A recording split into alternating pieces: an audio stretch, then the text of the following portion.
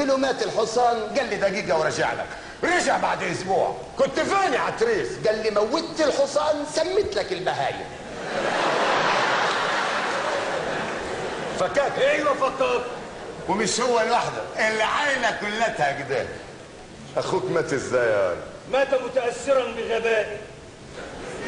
اخوه راح للحلاق قال له اعمل لي شعر ششوار، الحلاق قال له ما تقربش من الميه. بعد شهرين لقي اخوه بيطلع في الروح وبيقول عطشان. ده اخوه. ابوك مات ازاي؟ ابويا مات بالسكه القبليه. ابوه كان بياكل بايده الشمال، الناس قالوا له الشيطان بياكل معاك، حط سم في الاكل. جده اللي جابوه بيطلع في الروح لحقه بالسكينه. بلاش اهو. عمك مات ازاي؟ راح للدكتور قال له اشرب حاجه سخنه، شرب ميه نار. خالك مات ازاي؟ مات كده كده ها. خاله هو اللي نحس الصعيده، خاله وهو ماشي عربيه خبطته مات، روحه طلعت وهي طالعه خبطتها طياره ومات. هو مين؟ خاله. ما هي روحه طلعت خبطتها طياره. ماني فهمان بس هو مات. وفهمان؟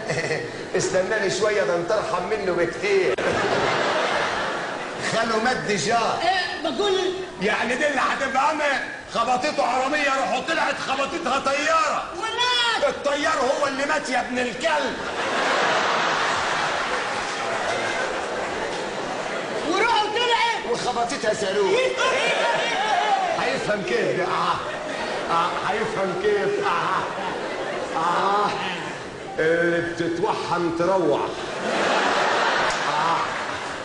راح لدكتور السنان قال له شيل الجير وحط لي ورق حيط. يا سلام، تخلف والله تخلف. ايوه عندك حق، بس الحقيقه هم واخدينك مثل اعلى ليهم يا بالعمده. العمده ابوك راح البنك ومعاه حبل، قالوا له هتعمل ايه؟ قال هسحب الرصيد. وسحبه. البنك كان قافل.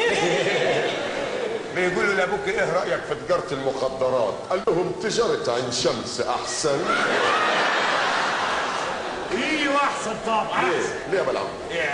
عين الشمس 4 سنين بس. والتانية؟ تأبيدي. من نصيبك ان شاء الله. اختك دخلت السجن كيف يا عتريس؟ سياحة. سياحة؟ اخته لقيوها يوم الصباحية قالت لها جوزها، قال لها قتلتيه ليه؟ قالت بقى شرفي ولا يمكن يضيع هذا.